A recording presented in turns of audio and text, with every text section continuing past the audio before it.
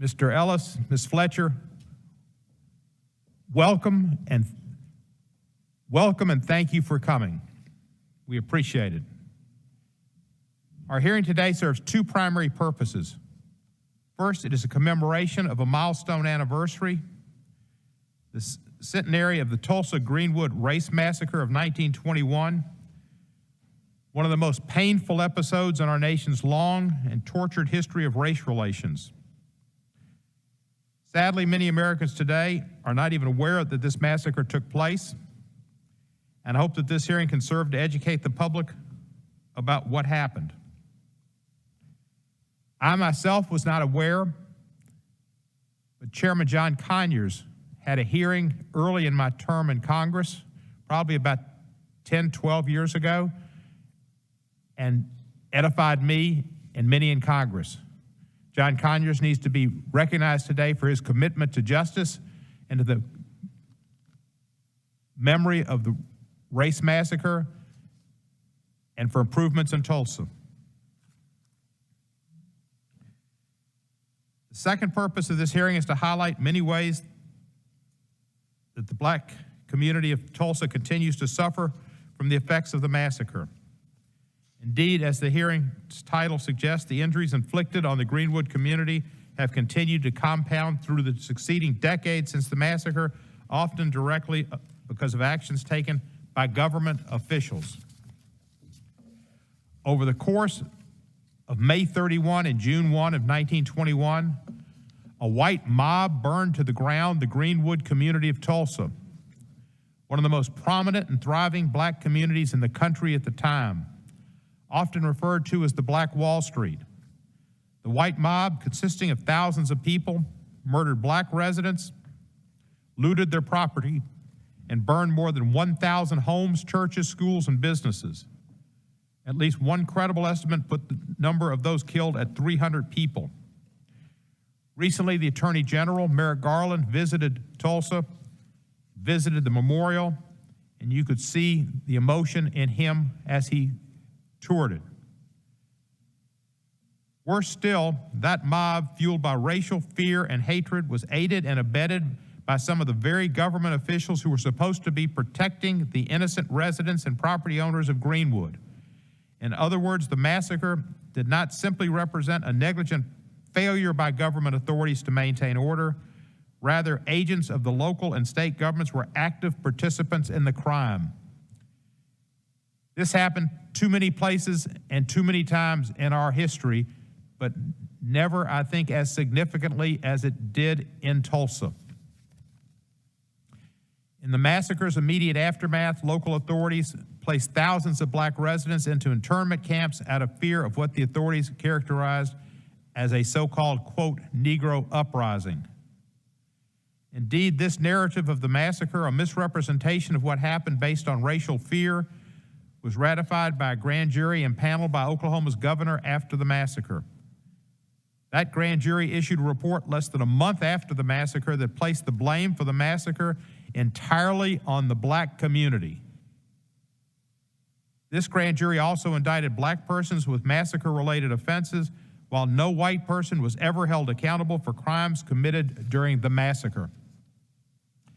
This was 1921 America, 1921 Oklahoma, 1921 when the Ku Klux Klan was again reasserting itself, and the birth of a nation had just been shown a little bit prior to that in the White House. Meanwhile, the Tulsa massacre resulted in property damage estimated to be anywhere between $25 million and $100 million in today's dollars, representing a tremendous loss of wealth for Tulsa's black community, a loss that was compounded with each succeeding generation. As the descendants of the white mob that looted Greenwood's businesses and homes have had the chance to build on the wealth of their ancestors, including stolen wealth, many black survivors and their descendants have not been able to recoup the wealth that the white mob destroyed or stole during the massacre. In the massacre's immediate aftermath, the city passed a restrictive local ordinance to block rebuilding efforts. While this ordinance was ultimately struck down by the Oklahoma Supreme Court, in the decades since practices like redlining and urban rural policies have prevented black Tulsans from reestablishing a thriving community. Expressways funded by federal governments literally cut through Greenwood, further displacing black families and businesses. A grievance upon a grievance. Looking to the courts for relief, Greenwood's residents were denied justice in the 1920s because of rank racial prejudice, and in the 2000s because of a technical legal hurdle. Meanwhile, the survivors and descendants of the massacre remain without compensation for the harms inflicted on them, and neither the state of Oklahoma nor the city of Tulsa have provided direct compensation to massacre survivors and their descendants.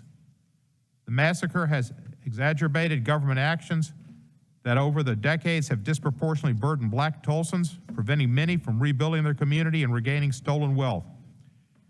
Predictably, this has led to racial disparities and adverse outcomes for the black residents of Tulsa.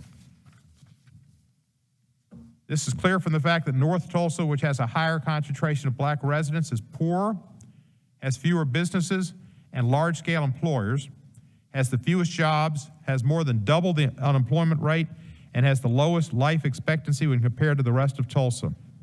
In short, present-day racial and economic disparities in Tulsa can be traced back to the massacre. In America, Tulsa is a microcosm of what has happened to the African-American community in this country. In light of the foregoing facts, Congress needs to step up. Many of our witnesses have called for some form of reparation for the survivors and descendants of the massacre.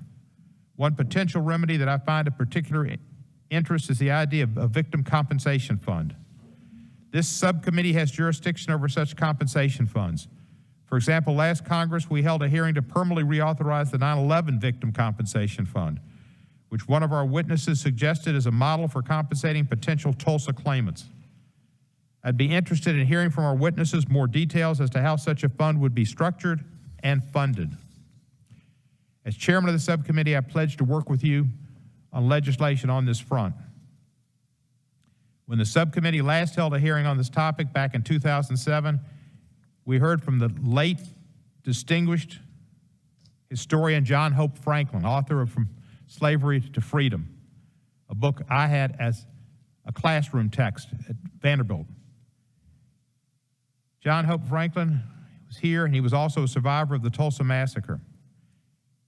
He testified about the culture of silence surrounding the massacre among the white community of Tulsa in the years following the massacre, a culture that sought to erase the massacre from historical memory. He also emphasized the importance of confronting and dealing honestly with historical truth.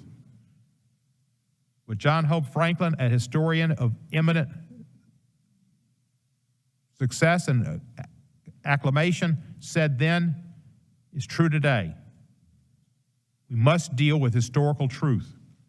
We must heed Professor Franklin's admonitions, keep the memory of the massacre alive, deal honestly with the truth, and ensure reparations for the century of suffering the survivors and descendants of the massacre have endured.